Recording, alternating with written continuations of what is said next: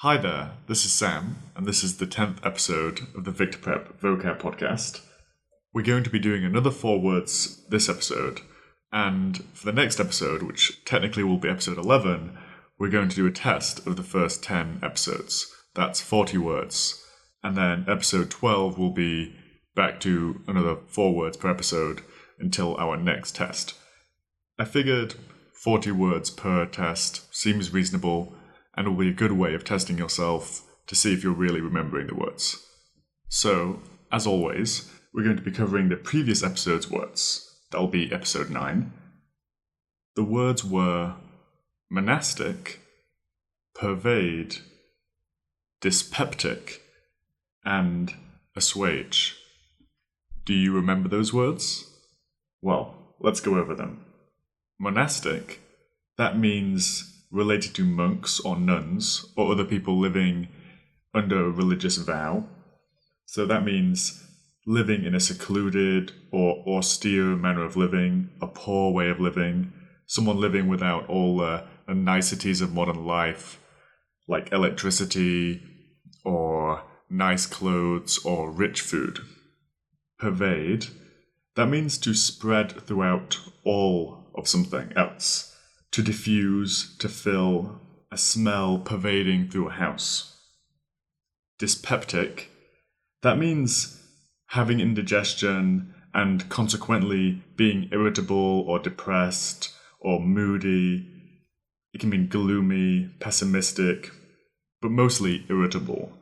Assuage, that means to make less severe, to ease, to relieve. If you're feeling bad or you're in pain and you take some sort of painkiller, that painkiller is going to assuage your pain. Those were our 4 words from last time. Now let's do our next set of words. Our first word is coagulate. Coagulate. That is C-O-A-G-U-L-A-T-E. Coagulate. So that means to change from a fluid into something thicker.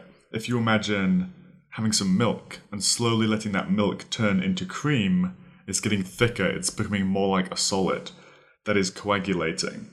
Another really classic example of coagulation is blood. If you cut yourself, the blood at first flows very freely. Try saying that quickly. But then, as more blood flows, it becomes thicker, it becomes darker, it starts to clot. The blood is coagulating. Some synonyms for coagulate are clot, set, solidify, thicken. My example sentence was, after running, falling, and cutting my leg in the playground, I sat and watched the blood slowly coagulate as my friends stood around with gaping mouths. Our second word is vernal. Vernal, that's V-E-R-N-A-L, vernal. Now, vernal means pertaining to spring, or appearing in spring, or spring-like. Perhaps, if you imagine spring, you think youthful, fresh, new. So, vernal can mean all those things. If you think of a person who is extremely youthful or fresh-looking, you could describe them as looking vernal. My example sentence of this was, of the vernal plants I remember from childhood, the snowdrops are the ones I remember most fondly. They seem to indicate the end of winter and embody all the hope of a new year. I was trying to think of a good way of remembering this word and pretty much drew a blank, but I did think of vernal not being that far from the word venison, meaning the meat of a deer. And when I think vernal, I could imagine a young deer frolicking through a spring meadow. So if I can remember that image of the young deer in a spring meadow and think the deer's meat is venison, vernal begins V-E, so does venison, I know that's a bit of a stretch. You could also think of the word verdant, which means green and lush. Usually it means a green lushness, like with fresh grass. So V-E-R, that root actually means spring. That comes from the Latin. So if you can think ver is spring, and you can remember the word verdant, usually meaning lush and green, then that gives you a better way of remembering vernal. Our third word is recondite. That is spelled Recondite. Recondite. Recondite means little known or difficult subject matter. If you know someone who's very wise, they might be dealing with recondite subject matter.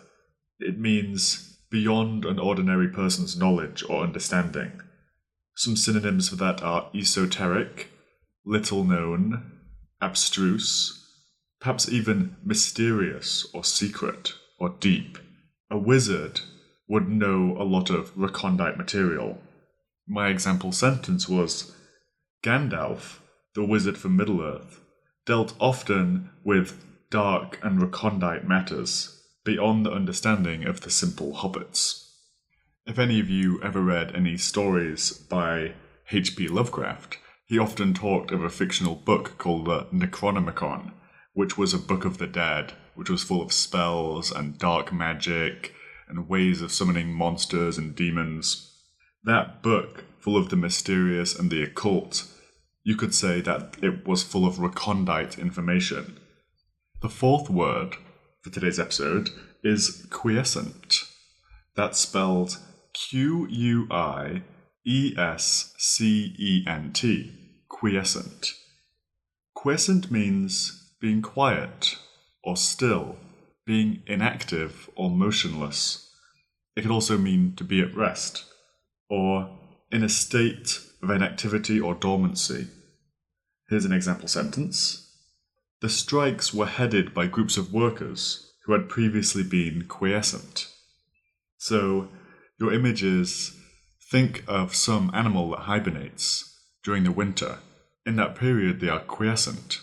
So, some sort of bear, like a big grizzly bear in his little den, sleeping through the winter, that bear is quiescent.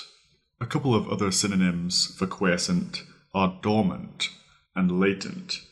Those are our 4 words for today. Now, as usual, I'm going to read 4 sentences, each of which refers to one of the words I've defined today. And I want you to think about the sentence and what it means and which word I'm referring to. This is just a test to see that you've understood the meaning of the words and that you can apply that understanding to when that word is not being used directly. The alchemists were practitioners of philosophy whose origin dates well back over 1,000 years. They dealt in cryptic symbolism, mysticism, and arcane knowledge. The army was at rest now, waiting. Someday soon, the order would come for them to march again, but for now, they were at peace. I couldn't eat my porridge. I felt sick. I watched it slowly thickening and congealing until the bell rang and I had to hurry to my first class. The memories I associate with spring are the smell of freshly cut grass, my father pushing the lawnmower with his shirts rolled up and sweat gleaming on his brow, the sound of the leaves in the trees, and the twittering of the birds. So, that was our episode for today. I hope you got all those sentences correct. If you didn't, as usual, it's not a big deal. Learning words can be difficult, especially if they're absolutely brand new to you. So, it's not a big deal to listen to the episode again, to really listen, to take your time, and especially to write down a few example sentences. Or you don't have to write them down, you could always just imagine the sentences in your head. Another good trick I found is to think of situations or people in your life where those words apply. So, think of a person you know that knows a lot of recondite information. Or think of a time when you witnessed something coagulating.